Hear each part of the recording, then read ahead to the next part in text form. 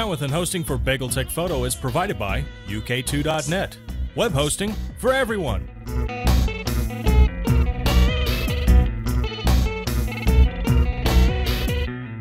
Hello, welcome to BgaelTechFoto, and most of the chat room are here for BgaelTech Mac because we switched times. Sorry, fellas. Yeah, we swapped around. We've gone from 1 PM with the photo show and 3 PM with the Mac show, so you'll have to join us a little bit later on, I'm afraid, if you want to come back for Mac. I do apologise, but I did tweet out honest. We got the photo show coming up, fantastic panel. Top left corner, our regular stalwart from the States, Chris Foresman. How's it going, mate? Morning. It's going. Dodgy connection and all? It's raining here, so maybe, you know, we have this, I don't know if you guys are familiar with this company called Comcast. Oh. Yeah. Oh. They should try insulating their cables. Maybe. Maybe. Well, Comcast we don't say because usually people drop connection the minute they say the C word. So the company that cannot be named. Right. There we go. Below him we've got Mr. Alex Fox. How's it going, mate? Our resident arty guy from North London, West London, East London. Yeah, all over London. Yeah, it's very good. Thank you very much. I do apologise for it not being a Mac show, but we will try and endeavour to be entertaining. And I will swear just to make you feel that Will's still here. Don't swear. Don't swear. Please don't swear because I've got video now and it's a pain in the backside trying to get rid of it.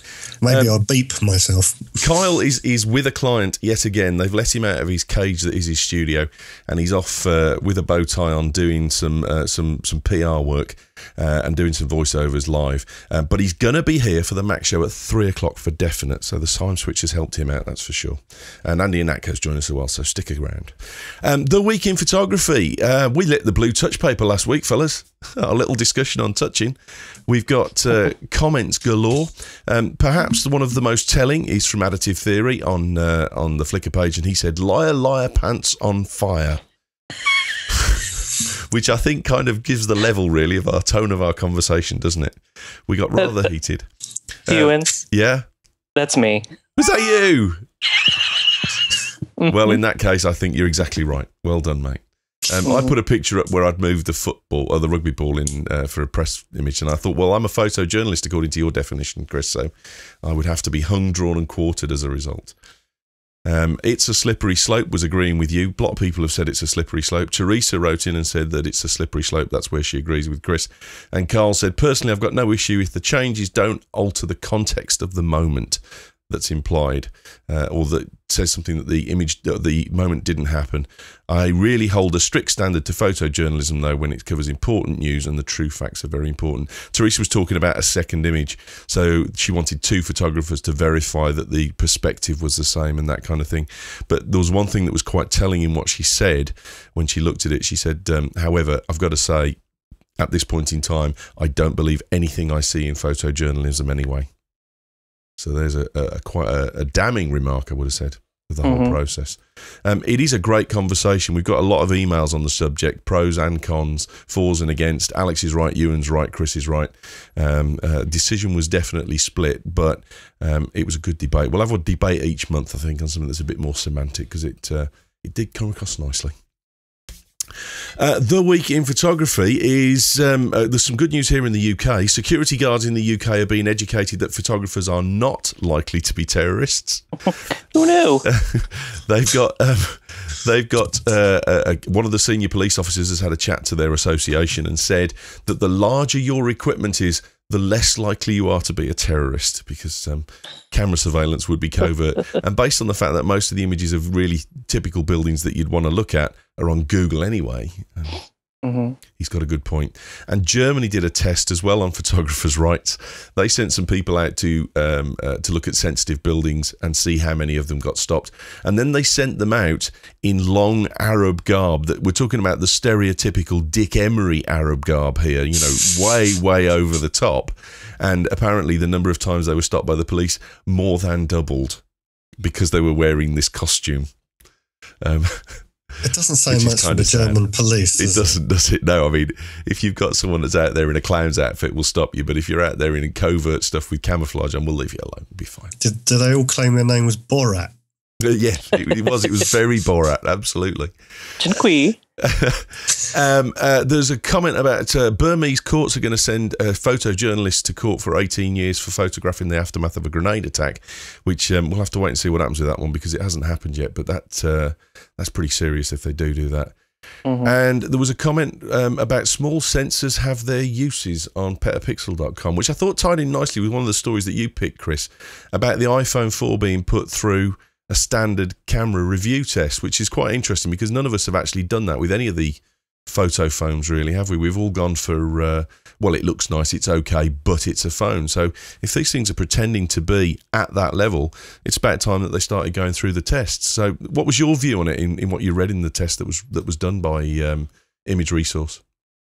They put it through some standard tests. There were some they weren't able to do simply because of the way, obviously, like it can't shoot RAW because it's crap.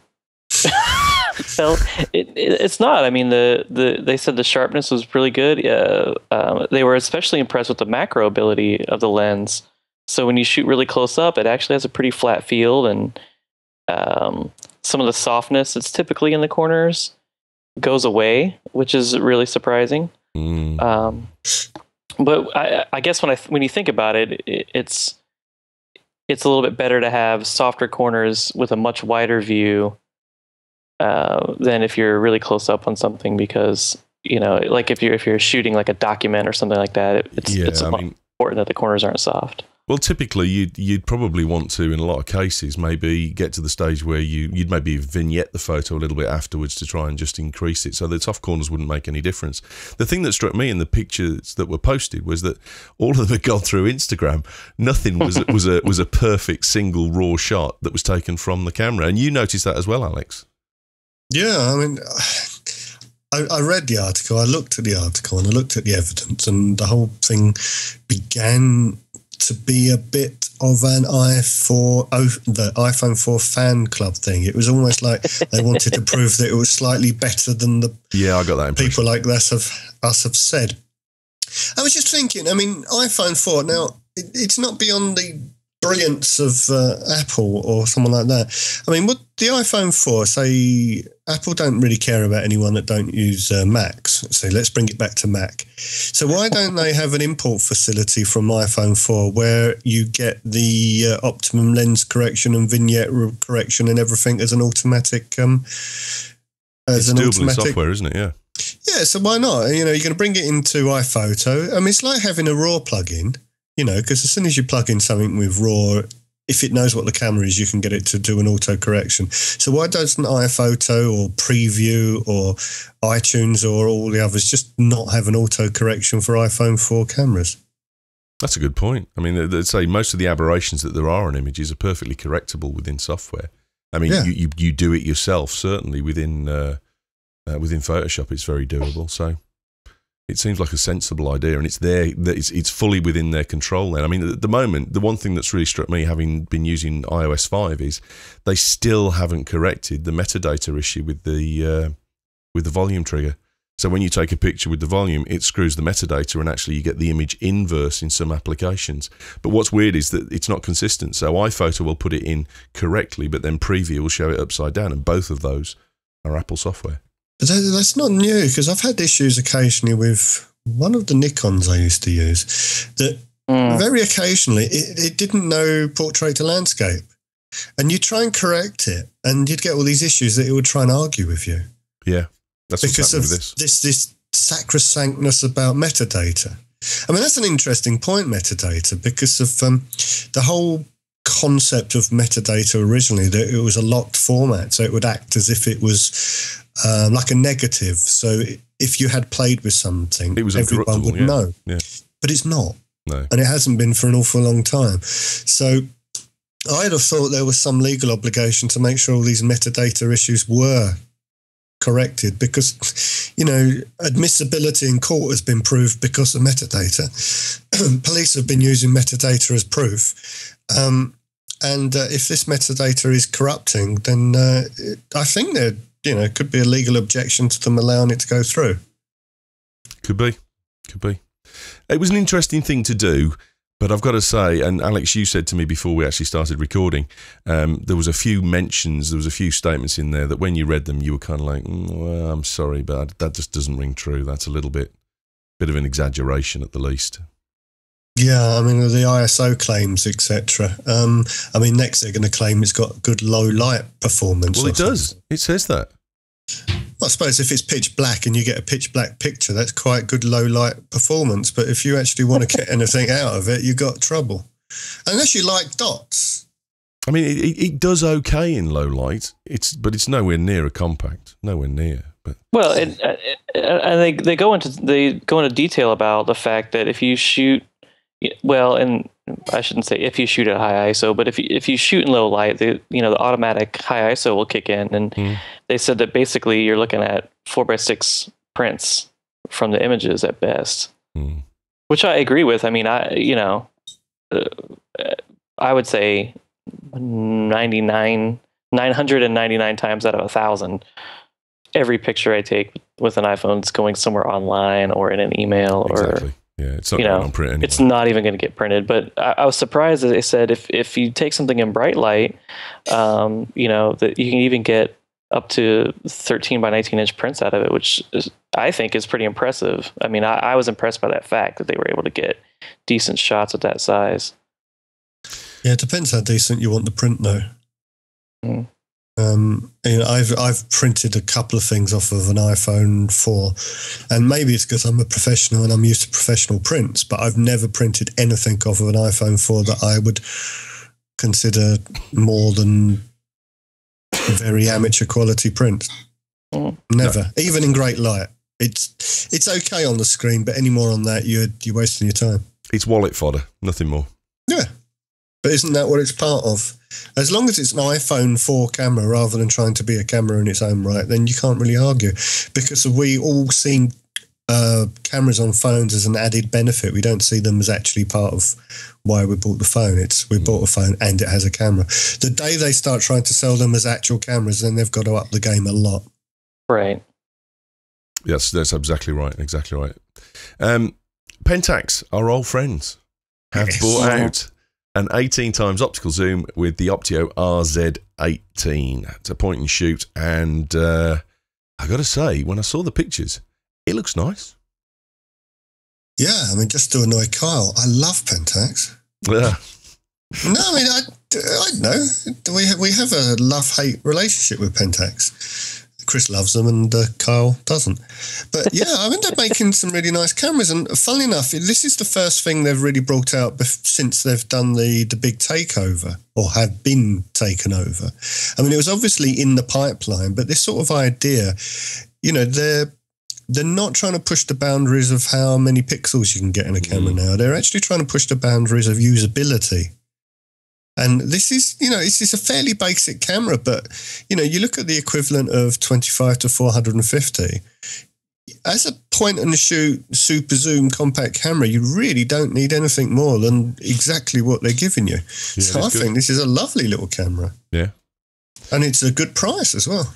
Yeah, I mean, it's they're talking about it being 25 to 450 equivalent zoom, and they're talking about $299. So that's not too bad. No, Chris, what's your view? It's a pretty compact camera too. I mean, for such a long zoom. So that, I think it's a pretty good package for someone who just wants a decent pocket camera.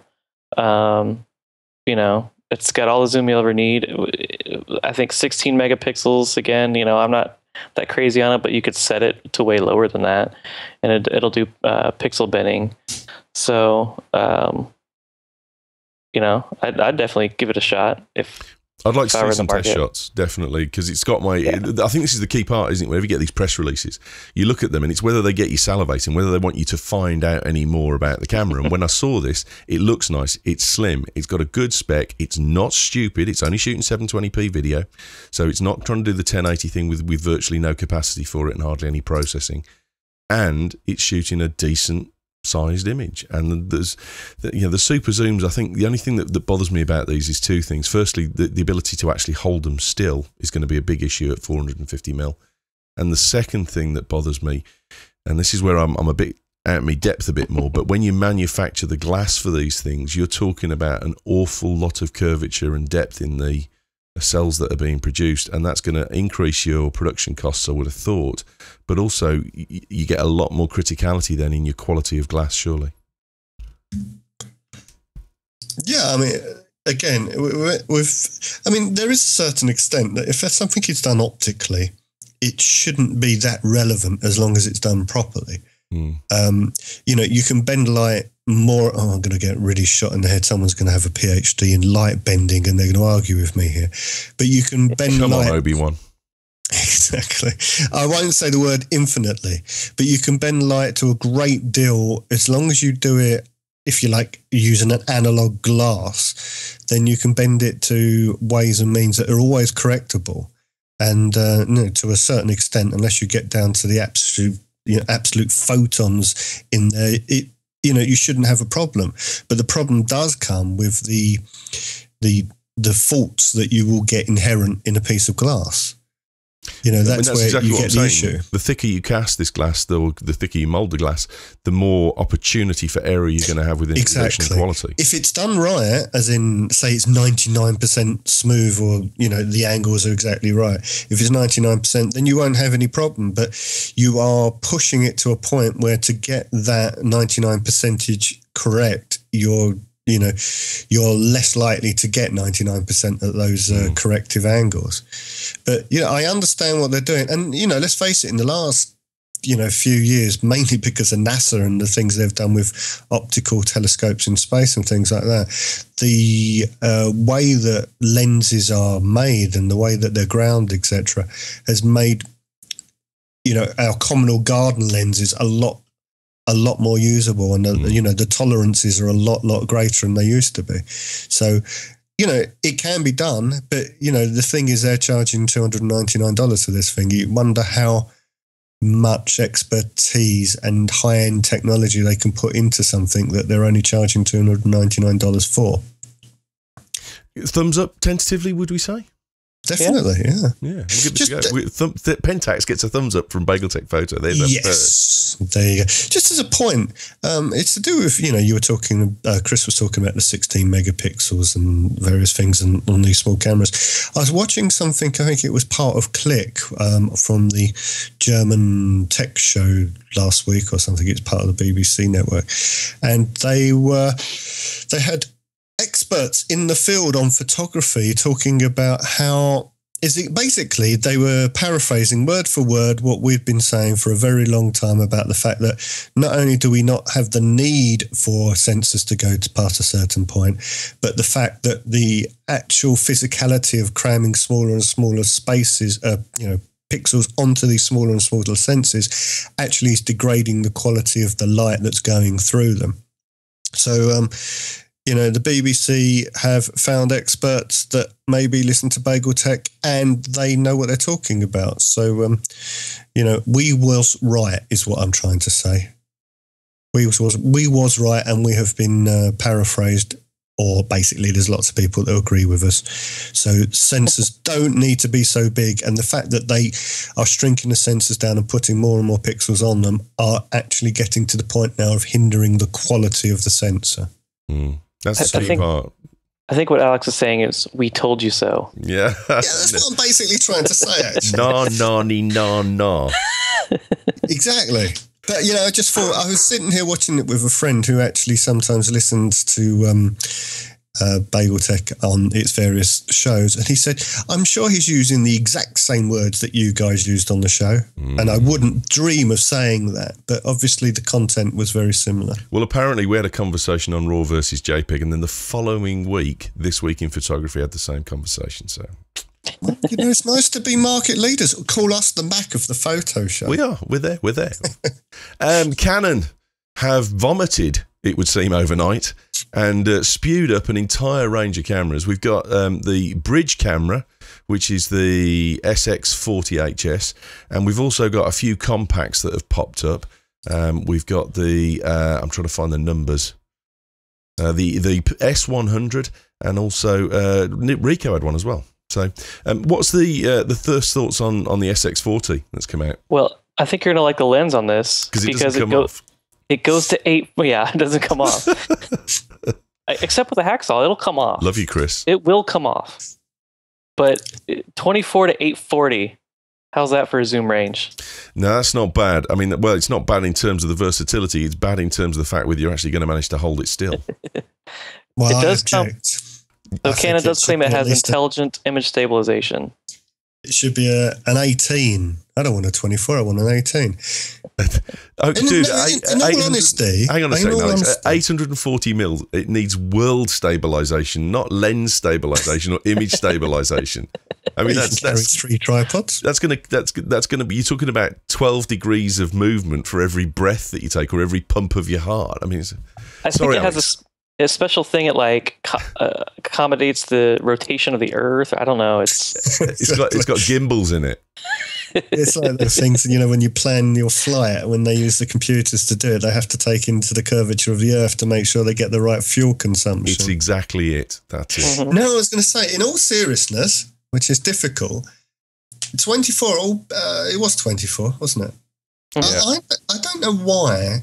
I would rather it went down to something like 18 and knock a little bit off the other end. Because if you want something that, as much as Ewan would like to change the lens, if you can't get the lens off this thing, it makes sense to be able to have it super wide at one end. Mm. And, even if it's almost like a macro facility to give you the super wideness at one end, it makes sense to me because of... Say you want to do a room shot or something, then it will be useful for absolutely everything. I mean, bearing in mind that in the old days, you had to be careful with the way you made lenses because there was nothing to correct them. Well, like I say, the lens correction is £1 a penny now, so you could easily just lens correct any picture you want. So why not go down to 18 or even 14? Go right down as low as you can and then knock a bit off the zoom end. Now, I'm just imagining someone using this 840 millimeter zoom from the stands at, say, a football or baseball game or a concert or any kind of thing. I mean, the one thing that I learned working at a camera shop, and I worked like almost a decade, is people never get enough on the long end. They can never get enough. They always I wish want your girlfriend tells you. That's true. Yeah. No, I've got to say with Chris there, it's you sit and go on about what the 12 to 24 will do for you in the Sigma range, but actually when it comes down to it, people start getting wood over 400 to 800 lenses and the $5,000 lenses and the $10,000 lenses where you're shooting all the way through from 500 to 800 at f2.8. That's real jerk off material, isn't it? He's right. He's absolutely right. Mm-hmm. Yes, but in the same way as people are finally realizing that you don't need the 2 trillion megapixel camera, maybe we could teach people the usage of a slightly wider lens at the lower end. I mean, if let's say you bought this and you wanted to use it as a spotting scope almost, just to go and look at something when you're at the football or things like that, and you realised you were never going to take a stable image with it, particularly handheld, then okay. But people are buying these things thinking that they're going to extend it all the way out and take a stable image without being lent against something at the very minimum, let alone probably tripoded. They're being missold, most definitely. But as Chris said, it's the numbers that sell, isn't it? The number of pixels sell, the millimeters sell. I do have to applaud Canon here. It's a 12 megapixel camera, not 16. And they use a larger sensor than what's in that Pentax camera, so your low light sensitivity or your overall image quality is definitely going to be better than something that fits in your pocket. I mean, I think I would say that they are cutting back slightly on the sensors, on the silly numbers on the sensors now, is because of the game's up. People realise that the quality is actually quite important, and they're not going to invest anything in R&D to make the quality of an 18 megapixel tiny sensor any better. So what they're saying is, okay, well, we'll give you a 12 megapixel slightly bigger sensor and then the image quality will be better. I don't think they're backing down because of they think that they're doing anyone any favors. I think they're backing down because they realize that they can't get away with it anymore because what they've been putting out has been quite frankly rubbish. Right. I think rather than going for long zoom lenses and having the challenges of dealing with the optics and the expense of dealing with the optics, the camera producer would be far better to work on the sensors and bring out a sensor whereby you could crop X percentage and still retain quality. Yeah, sure. Crop and zoom. Yeah. I mean, it's a bit like they've done with, say, the Intel chips, isn't it? And instead of going, like, when did they stop? They stopped about a 3 gig processor, a single core processor. So instead of going up to 4, 5, 6, 7, 8, 9, 10, 11, 12, they added cores into it. So what they did, they stabilized it at a point, and then they said, okay, we'll give you 3 or 4 of those. So it's sort of the equivalent of the way that the sensors are going. Yeah, they're stabilizing it at the point where they can get the best amount of light through at the best quality for a size, and then they're building up all the everything else around it, which is sort of what they did with the processors. So perhaps that's the future. You're going to have a really, really solid performance 12 to 16 megapixel sensor, and maybe they'll do, is it the Favian or whatever it is, the Sigma version? Maybe they'll triple up the shots or something, so there you get the extra pixels on, tripled up shots or something. So therefore processor wise, that's not particularly difficult with the power of a dual core processor. So I mean, that's the way I'd like them to go. Really, really stable 12 megapixels, and maybe give you an RGB option to shoot 3 different overlays. That will give you 36 megapixels. Yeah. I mean, Hasselblad are doing it, aren't they, on their 3D or 4D or whatever they call it, H4D or something? They've taken a 50 megapixel camera and they're calling it a 200 megapixel camera because it's actually overlaying 4 separate shots. Mm-hmm. And you can print I read a story on that, yeah. It's an amazing bit of kit, but it's, if you like, it's Sigma that came up with that, because Sigma have been doing that for 4 or 5 years now, maybe even longer. So maybe we should credit Sigma for the new technology moving forward in cameras. Sigma do a lot of good stuff, yeah. Well, we should credit Foveon. They'd come up with the sensor. Okay, all right. How about Sigma for having the balls to take it on where everyone else was going big money? Because it wasn't long ago they were selling a 4 megapixel camera, but it was giving you a 12 megapixel output because of the sensor type. Mm-hmm. So, more grease to their elbow and all that. Grease, whatever it's called. A decent week for photography news comes to a close. Well done. Shall we do some questions? Yes, please. We've got some nice questions from you guys this week. First one, hi Ewen and the gang. Been listening to all the shows for some time now and love the banter you all have. I've reviewed you and downloaded you as much as I possibly can. I listen to the photo show more for entertainment than anything else, but I'd like to move from my Fujifilm pics up to a higher mark. I've a low budget of around £400, but fancy a bottom-end SLR, and I've been looking at the Nikon D3100, and that has now hit the price. That's now hit that price point. Having had a 35mm SLR in the past, or do you? Bloody hell! Who wrote these questions? Price Sorry, point. Carl? Yeah, exactly. Thank you, mate. Having had a 35mm SLR in the past, or do you think a good compact is better at that kind of budget? Keep up the good work and good luck with the awards. Simon in Wigan. He's got 400 quid, burn a hole in his pocket. He's looked at the D3100, or would we push him towards a compact at that price? No, I think we would all push him to the DSLR if the budget affords it, right? Seconded. I mean, yeah, definitely. Yeah, if you're considering it and you've got the budget, then that's the way I would go. I mean, that's a 12 megapixel camera, 10 megapixel camera. It's a decent spec. I think it's 12. I think 12. Decent sensor. Yeah. Mm-hmm. Yeah. I mean, you're getting the feed down from the top level of Nikon cameras on that. I mean, it's a fairly new model as well. Just have a quick look on Warehouse Express, but I think at £400 it actually comes with the lens kit. So that's 18 to 55mm lens kit. So you're getting lens and body for that. But remembering with this DSLR, obviously you can add what you want, you can filter what you want, you can do all the fancy trickery you want. Raw.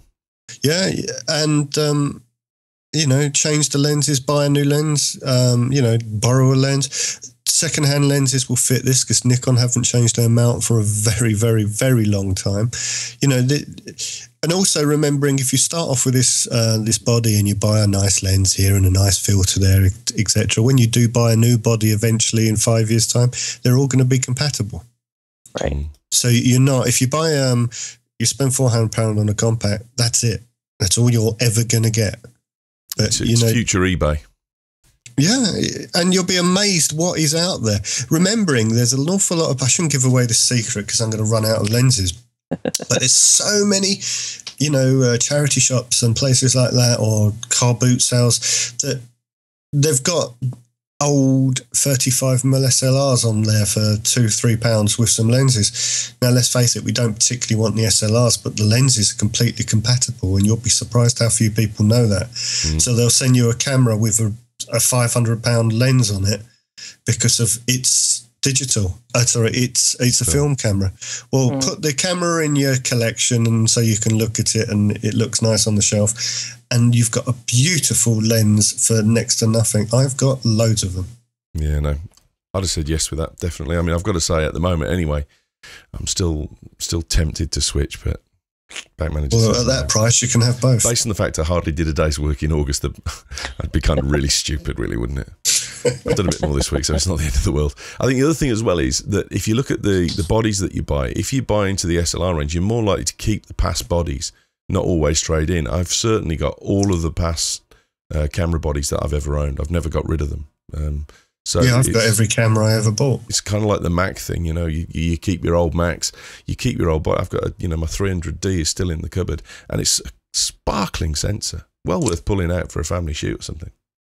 It's just nice to own and play with, and I just sometimes take them out of the bags and have a nostalgic look at my old cameras. It's lovely. I've said too much, I'm sorry. Is that your private time, Alex? Exactly. Some people have collections. An old Nikon and a box of tissues. Moving on quickly. Question 2. Hey fellas, I was thinking of booking a model for a shoot, but while I've got some studio equipment, I'm a little nervous and have no idea where I should look to find a model who's going to help me, rather than get upset at my lack of experience. Sure, you were booking a model. Do you? It does sound more like he wants a hooker than a model. Do you have any tips, advice, or a website which would be a good starting place for me to book someone? Thanks, Brian in Wallsend. Well, my first advice would be to get a good-looking friend first. Practice on before you hire a professional. I would say get an ugly friend, because then you can't make them look any worse. To be fair, mate, he lives north of Newcastle, so that's pretty much a non-starter. Well, that's at least 2.5 million people we've just lost. You know what I would say, in all honesty? I would probably go to the local adult education centre and take up a little course in a photography course, because you'll get access to models, you'll get access to equipment, and obviously you'll hopefully learn something new. And that's a good way of tentatively getting into the marketplace. Plus you'll meet models and you'll be able to get, if you like the girl, or you like the agency that supplied her, you can get information that way.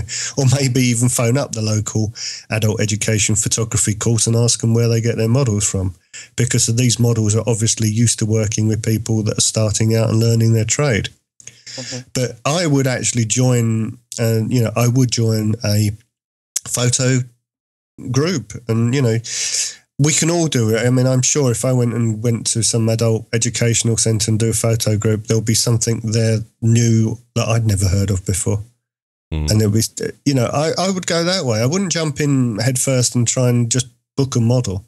I would, and at the very least, just phone up one of these places that, do adult education photo courses, and ask them where they book their models, because they'll be used to working with people that are in the situation that you're in. I was going to say Camera Club is your best place to start, because there's usually no pressure there, and you've got people that will help you with the lighting when you get going as well. The thing, when Storm in the chat room has said, meet models, in inverted commas, and there is, if you go to some of the websites, people like Netmodels are a real meat market. You get some old fat bird who's got her boyfriend or husband to take a picture of her in the mirror and put it up, or she's taken on her own camera phone and puts it up and wants 50 quid an hour. There's a lot of bad stuff out there. There's some really, really good sites as well but your best bet is start local, as Chris says and Alex says there. Start with a camera club, start with an adult education course, or just take some pictures of friends. Definitely the right answers.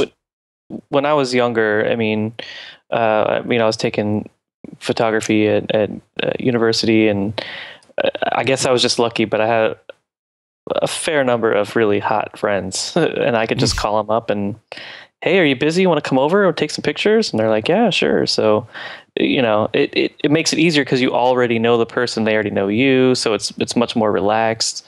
Sounds like a Monty Python sketch, that does. No, I mean, nudge, nudge, wink, wink. I'm at the stage where people come to me to shoot their model portfolio, so I don't usually pay that much for models anyway. But if you get someone that you want to book, the one thing that I always insist that they do is send me a picture that's taken on their phone that's got the EXIF data in that I can check the date on, because I've had no end of times where I've booked people on what's on their profile on a website, and they turn up on the day and you're kind of like, you're 10 years older, aren't you? I'll tell you what's more interesting. I mean, this is an honest opinion. There's nothing to me more interesting, and I don't want to sound like Will Green, but to shooting a lot older people, because, an older, more mature, shall we say, an old gentleman with a wrinkled face makes a far, far more interesting picture than some young, nubile, shiny, over-made up young girl. I think we both agree there's merits in both there, though, Alex. Yeah, well, it depends what your object is. But if you actually want to learn... There's websites where you can shoot both of them together. Yes, I'm sure there is. I think they're blocked on my system, so my kids can't see those sort of things. Moving on swiftly to question 3. Hello, gents. I've got a problem with colour balance and wondered what you'd advise. I've noticed that my Canon 600D is shooting an image which looks green when I open it. I've listened to the podcast since the first episode, and on your advice, I went through and bought a calibrator and calibrated my monitor, and this didn't change the effect. I've been using the autocorrection in Photoshop, and if anything, it makes the effect worse at times. Ooh. I can correct it to look good according to my own eye, but if the calibrator and the autotone is saying it's right, should I really be questioning it? That's a really good question. Thanks for the advice. Cheers, Fred. Southampton. Who wants to go first? Well, Canon does have a reputation for shooting green. I've got 3 Canon cameras, and nearly all the time the image that comes out can be a little bit on the green side, especially if you're shooting in Adobe as the colour map. If you're going in SGB, it's different, but Adobe tends to come out a touch green. And also as well, if you're shooting where there's green, then that has a huge effect on the image as well. So that could be part of it, I don't know. But Chris, what do you think? Without seeing the pictures and knowing the conditions it was shot in, we're really kind of venturing some guesses, but I'm wondering if maybe the white balance is set to like one of the fluorescent settings or something like that, or if he's shooting under fluorescent lighting, that's like a tricky balance. That's the first thing that comes to my mind. Alex? Well, colour calibration is what I sort of specialise in because of, the photography I take. The whole point of what I do, the colour's got to be right. Otherwise, no one will pay me. Hence, I'm sitting here very quietly with not a lot to do. I would say, though, if the auto correction in Photoshop is making it slightly worse, I'd actually question whether your camera has a slight error or a fault, because of autocorrection. In all my experience, if anything, for Nikon, it always whacks up the reds, but what it does, it tries to find anything in the picture that it assumes is white, and it makes that white, and it makes it far too white in general. So autocorrection, if autocorrection is making your greens even greener, I would say there might be something wrong with your sensor, because if it's reading the data and it's believing that green is white and it's taking that as the base level, I think it sounds like part of the data that's coming out of that camera is corrupted. So in other words, it's giving it a reading of the white balance being, I don't know, say a figure 5,000 Kelvin, and it's outputting that figure, and the camera believes that is reading it at 5,000 Kelvin. So when autocorrection is taking that data, it's taking that data, but that data is wrong. And if you can correct it by eye, that means that I would say it's an electronic and it's an output, an EXIF data problem or a sensor problem, because autocorrection will always take something and make it as white can be. So I would suggest that it is a problem with the white balance, but the white balance, it's probably the right white balance is doing it correctly, but the actual output, the actual data that's coming out, the figure on that camera. I mean, if you open it up in Photoshop, it's corrupted data to start with. Exactly, and the data is corrupted, and that's why it's believing that your white is actually green, and it's working from that wrong point to start off with. I mean, that's my terrible analysis. Like I said, if we could see some of these pictures, if we knew shot indoors or outdoors or what kind of lighting, and we could look at the picture, maybe even look at some of the metadata and look at that, it might be easier to really nail down what the cause is. But if you've got pictures and you've got problems, then post them on the Flickr group, and we can look at them all together, and you'll be able to get an answer to your question, Fred. The only thing I would say is that auto tone is doing color and levels at the same time. So if you do Command Shift L, it'll be trying to do color and level. If you open Command L, draw in your black and white markers to meet the histogram, and then you should have a white and a black on there somewhere. Get your information tool and go and find it. And if where it looks like it's a white, you look in and there's high amounts of green within that white, then Alex may be right in what he's saying about the fault there, but you should have a white in that point. And if you have got that, then do your color correction separately, and it may make a difference, but it doesn't sound right. Can I just add one very quick point that I just think will be a good way of analysing this? Set your camera to a white balance. Just pick a figure, 5,000. Can you do a Kelvin on a Canon 600? Yeah, you can pick it. Okay, so set it to 5,000. It doesn't matter what you do, but just set it to that. Then just shoot a piece of white card. Okay, just pure white card. Put it into Photoshop. Then go into something like RAW, open it up and see what measurement you get off of it. You pick the pipette in the top when you go into white balance, click it, and it will give you a reading, and you'll be able to see if it's come up as 5,000 or not. And then you'll know if that's green when you put it up, you've got a sensor problem. Cool. Good advice. There we go. Test cards. You can get test cards in the back of a lot of magazines and stuff. So just get something out of the printer. Brilliant. Last word goes to our sponsors, UK2.net. They are the people that really look after us. We are utterly and totally lost without them. If we didn't have their support, we would fold. And now we're doing video, and they're picking up all that, as well as we've kind of trebled our bandwidth usage. And based on the fact they give us unlimited bandwidth free of charge, we're absolutely grateful as hell. If you want to buy any services that they provide, please use UK2 and go through our website. You'll find the logo on there that says BgaelTech is powered by UK2. Click on that. It tracks you through to their site. Be very, very careful to make sure that you use the 2 offer codes that we've got, though. BgaelTech will get you 15% off whatever you've bought in your cart. And if you're transferring in a domain, there's a DNS management charge that you'll pick up at about £20. You don't have to pay that if you're a BgaelTech listener. You need to type in BgaelDNS as your offer code, and that will get rid of that charge. I've had a few emails this week, one of them from Andy Stevenson, a Dr. Happy Mac, who said, how come there's a charge for DNS management? And he's the one that sat there while I'm reading the bloody adverts out and hasn't listened. You've got to type in BgaelDNS to get rid of the DNS management charge. You can use both codes, it's fine. And the other thing is, we've got a competition running. Huzzah!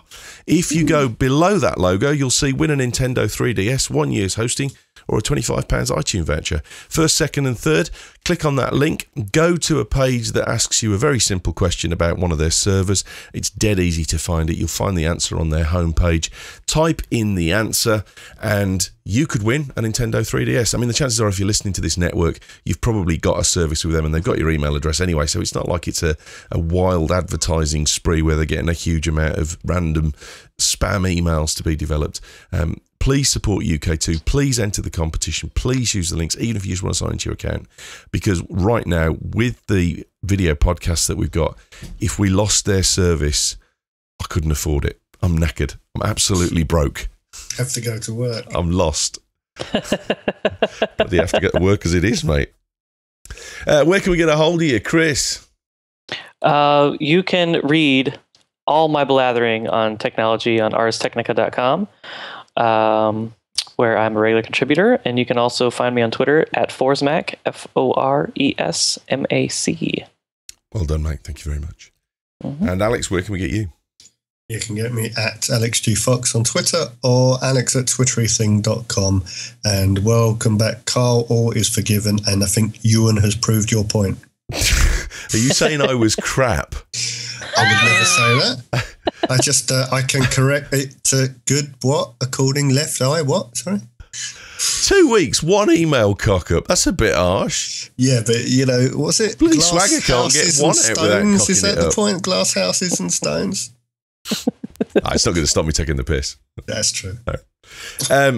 You can buy photo shirts as well. Go to spreadshirt.co.uk and buy yourself a shirt with a photo logo on and slogans and stuff like that. If you want one made up that's your own and a custom one, send me what you want on the shirt. I'll get it made up and add it into the catalogue and you can buy it. We're going to be back again next week at 1 o'clock. Thank you for the overfill chat room who's here for Mac, but you're going to have to stick around because that's coming up in 2 hours time or an hour's time at 3 o'clock. So BgaelTechFoto will be live at 1 o'clock every Friday from this point going forwards. Have a great weekend. And make sure you take some pictures and stick them on the Flickr group, eh? Bye.